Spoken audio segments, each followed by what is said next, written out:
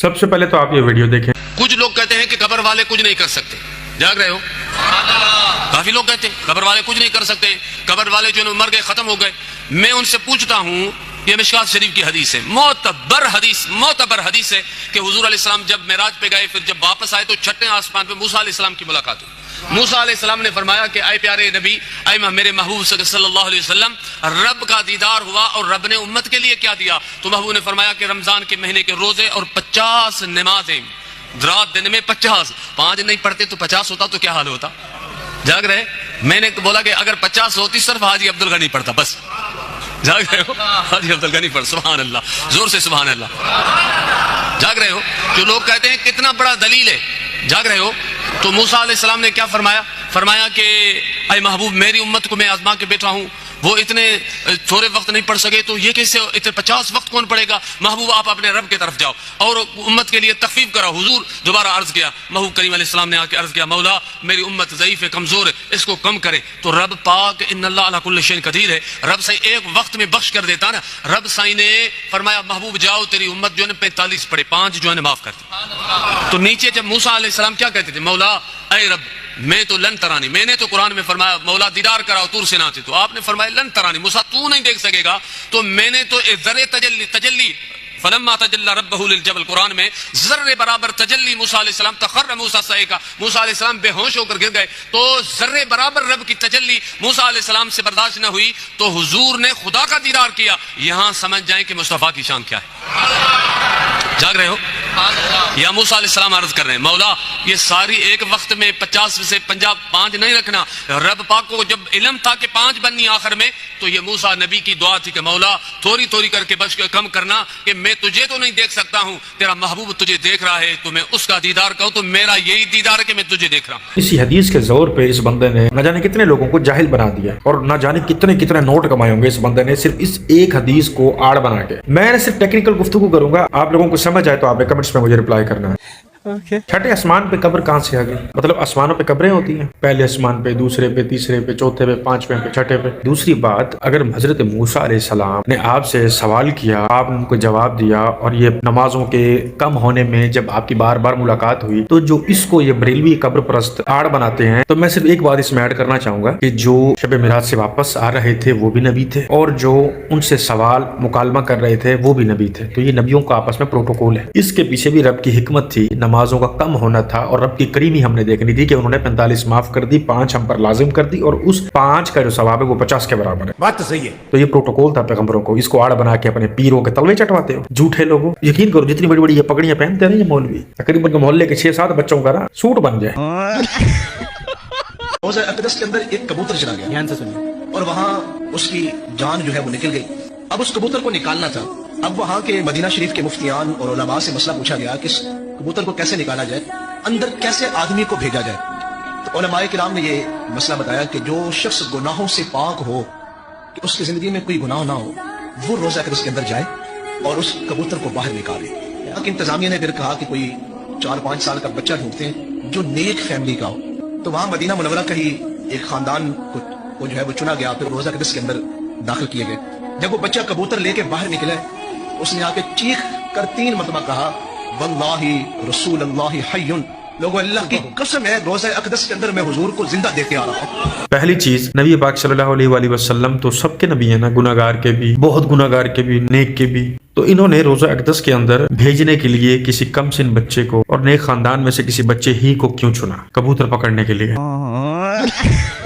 دوسری چیز, انہوں نے نیک بچہ اور نیک خاندان, اور اس نے پھر اللہ کی قسم اٹھائی. یہ تمام باتیں اس وجہ سے کی ہیں تاکہ آپ اس بچے کی بات پر ایمان رکھیں کہ جو بچہ نیک خاندان کا ہے, کبھی کوئی گناہ نہیں کیا, تو وہ جھوٹ نہیں بول سکتا. اس نے جو بولا ہوگا سچ بولا ہوگا. تو آپ اس چیز پہ ایمان رکھیں. جتنے بھی اس دنیا کے اندر لوگ موجود ہیں جو بھی فرقے واریت میں پڑے ہیں, وہ اب آج اس چیز پہ ایمان رکھیں کہ رسول پاک صلی اللہ علیہ وآلہ وسلم اس دنیا سے رخصت ہو جانے کے بعد, اس دنیا سے چلے جانے کے بعد, ایک اور ٹائم ڈائمنشن میں چلے جانے کے بعد, ان کے جسم کی تدفین کے بعد بھی دنیا کے اندر موجود ہیں, اپنے روزے کے اندر موجود ہیں. جھپکنے سے پہلے تک بلکیس آ گیا. تو کہتا ہے بابے شاہ کوئی نہیں, تو پتر بابے دیکھے نہیں. اور میں آپ کو صحیح بتاؤں ایک بات, جے آصف بن برقیہ دا واقعہ قرآن سے نہ ہوندا کہ آنکھ جھپکنے سے پہلے تخت بلکیس آ گیا, جو منظر بنتا جا رہا ہے نا, उलमा से औलिया से लोगों को बदजन करने का जो माहौल क्रिएट किया जा रहा है, इन्होंने एंदी भी मीम्स बना देनी सी। इस पर भी हंसी वाले जनाब इमोजी लगे होने थे, हैं हाँ झपकने से पहले तकते बिल्किस आ गया। ओ बेवकूफ आदमी, कुरान कह रहा आ गया, तो इसलिए तो बोलता नहीं इस पर कोई, क्योंकि पता कुरान में बाकी हर बातें जी कहानियां बनाई हुई हैं। बगलौल मुफ्ती साहब जो चीज कुरान के अंदर लिखी हुई है, जो अल्लाह ताला ने कुरान मजीद में खुद नसब फरमाई है, उस चीज का मजाक, मतलब आप बेवकूफ हैं, आपको इतनी अकल नहीं है कि हम मुशरिक लोग हैं, यहूदी लोग हैं जो कुरान की चीज का मजाक उड़ाएं। कि मजाक तो तुम लोग उड़ाते हो। अल्लाह ताला फरमा रहे कुरान में गैरुल्लाह से मदद नहीं मांगनी।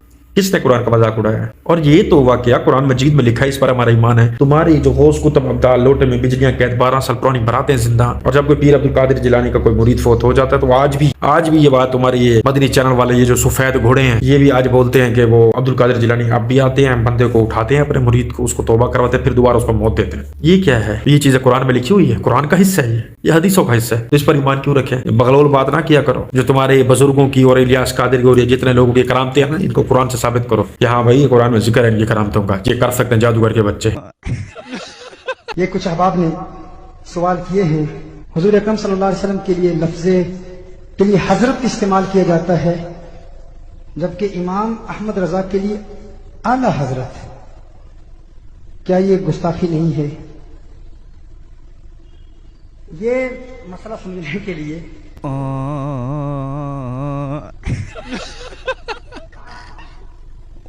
इसको यूं समझाऊं कि